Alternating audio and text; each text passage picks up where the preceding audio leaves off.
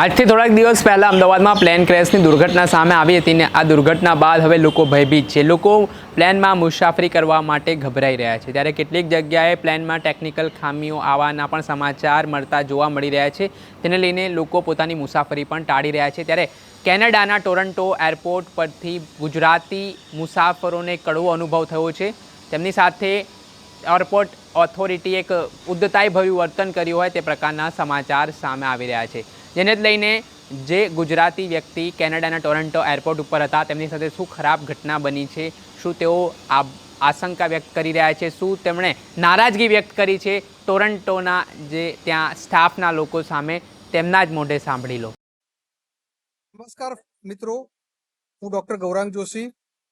હું અત્યારે Pearson international airport Toronto છું. મારી આજની return flight Toronto to Delhi AI-188 એ ફ્લાઇટમાં અમારે જવાનું હતું. કાલ રાતથી અમને ઈમેલ ને મેસેજ ચાલુ થઈ ગયા કે ભાઈ ફ્લાઇટ ડિલે થાય છે. મારી સાથે મારા સહ પેસેન્જરો પણ છે. શું નામ તમારું? ચિરાગભાઈ બારોટ અમદાવાદ મુંબઈથી, અને ઋત્વિક પટેલ ફ્રોમ આણંદ, અને યશ શાહ છે એ પણ આણંદથી છે. હા, તો આ બધા અમે જે 1 વાગ્યાની ફ્લાઇટ હતી એ ફ્લાઇટને એ લોકોએ અમને 7 વાગે ફ્લાઇટમાં બોર્ડ કર્યા, એટલે ઓલરેડી 6 કલાક થઈ ગયા હતા. ત્યાર પછી જ્યારે ફ્લાઇટ ગેટ ઉપરથી ડિપાર્ચર માટે જ્યારે રિલીવ થઈ, જેવી ગેટની બહાર નીકળી અને ફ્લાઇટને 1.5 કલાક એમણે ઊભી રાખી. અમને કોઈ કારણ આપવામાં ન આવ્યું. રાઉન્ડ મારીને પાછી ગેટ ઉપર લાવીને પાર્ક કરી દીધી.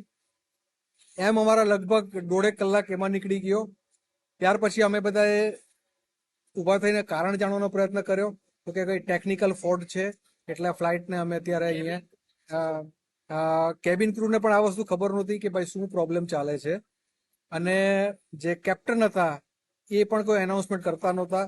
અને ફ્લાઇટના જે અહીંના કેનેડાના જે ટોરન્ટો એરપોર્ટ પરના એર ઇન્ડિયાના જે ફ્લાઇટ મેનેજર હતા એ ભાઈ અમારી સાથે દાદાગીરી કરતા હતા. અમે કીધું કે અમે 15 ગુજરાતી લોકો ફ્લાઇટમાં હતા, એટલે અમે નક્કી કર્યું કે we don't want to fly by this aircraft, તો either you deplane us or refund અસ.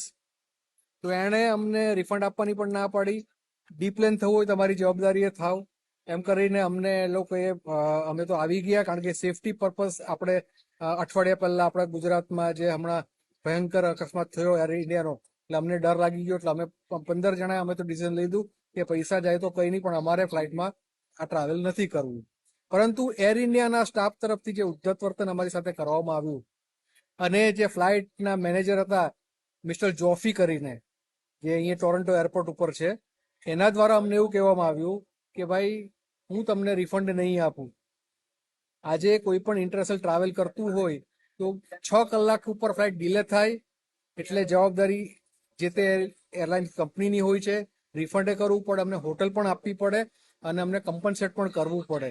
પરંતુ આટલી દુઃખદ ઘટના એર ઇન્ડિયા સાથે બની હોવા છતાં એર ઇન્ડિયાનો સ્ટાફ આ રીતે ઉદ્ધત વર્તન કરે છે. Director general of civil aviation અને મિનિસ્ટ્રી ઓફ સિવિલ એવિએશન સુધી આ માહિતી પહોંચે એના માટે આ વિડીયો આપ સૌ લાઈવ કરો. હાલમાં અમે એરપોર્ટની બહાર અહીંયા અમારા લગેજ માટે બેઠા છે. અમને અત્યારે ખબર પડી કે ફ્લાઇટ હવે એ લોકોએ કેન્સલ કરી છે, એટલે એ લોકો અમને પેસેન્જરોને મિસગાઈડ કરતા હતા કે પ્રોબ્લેમ સોલ્વ થઈ ગયો છે અને ફ્લાઇટ હમણાં ટેક ઓફ થશે, પરંતુ હવે ફ્લાઇટ એ લોકોએ કેન્સલ કરી છે. એટલે એ લોકો જૂઠું પણ બોલે છે. આજે દરેક પેસેન્જરની પોતાની જિંદગી સાથે રમવાનો આ પ્રયત્ન પછી પણ ઇન્સિડન્સ થયા પછી પણ આ બધાની જિંદગી સાથે ખેલી રહ્યા છે. આપણે લગભગ 300 લોકો ગુજરાતમાં જેણે જીવ ગુમાવ્યો છે. આપણા ભૂતપૂર્વ મુખ્યમંત્રી શ્રી વિજયભાઈ રૂપાણી, જે મારા પડોશી થાય છે, એ ઘટના હજુ અમારા સ્મૃતિ પટલ પરથી હજુ હાલી નથી. અમારું હૃદય હજુ પણ કાપી ઉઠ્યું છે. અને આ ઘટના જો પછી આવો કોઈ પાછો અંજામ આવે તો અમારા જાનમાલની સુરક્ષાની ખાતરી કોણ આપશે? એર ઇન્ડિયા આપશે.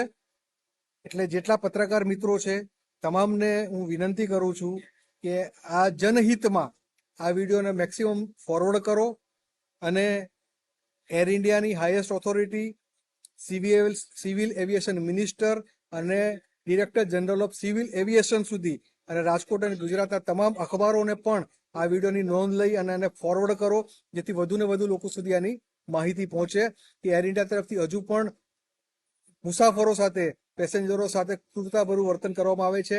એક તો એર ઇન્ડિયાનું ફ્લાઇટ ક્રેશ થવાથી ખાલી એર ઇન્ડિયા ક્રેશ નથી થયું, આપણા આખા ઇન્ડિયાની ઇમેજ ક્રેશ થઈ છે અને ઉપરથી આ રીતનું વર્તન થાય છે. ઇન્ટરનેશનલ લાઇનમાં કરી રહ્યા અને અત્યારે ઇન્ટરનેશનલ રૂટ ઉપર ટોરન્ટો કેનેડાના એરપોર્ટ ઉપર એ લોકો આવી જો અમારી સાથે વર્તણૂક કરતા હોય તો ભવિષ્યમાં એર ઇન્ડિયામાં ફ્લાય કરવું બિલકુલ સલામતી ભર્યું છે. નથી. એનું નામ પણ ખરાબ આનાથી આપણા દેશનું નામ ખરાબ થાય છે, આપણી સિવિલ એવિએશન ઇન્ડસ્ટ્રીનું નામ પણ ખરાબ થાય છે.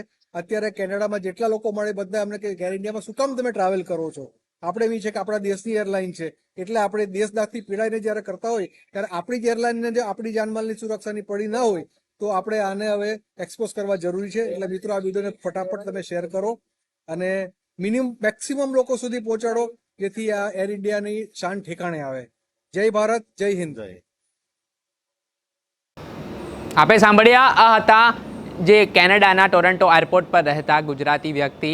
તેઓ ગુજરાત આવવા માટે જ્યારે રવાના થવાના હતા ત્યારે તેમની ફ્લાઇટ કોઈક કારણોસર મોડી થાય છે, પરંતુ ત્યારબાદ જે ઉદ્ધતાઈભર્યું વર્તન છે તે આ એરપોર્ટ ઓથોરિટી દ્વારા કરવામાં આવે છે. કોઈપણ પ્રકારનો તેમને જવાબ આપવામાં નથી આવતો. સાથે જે રિફંડની વાત હોય છે તે પણ રિફંડ આપવામાં નહીં આવે તે પ્રકારની વાત છે તે આ મુસાફરોને કરવામાં આવે છે, જેને લઈને તેમનો આક્રોશ છે તે સાતમા આસમાને જોવા મળ્યો છે.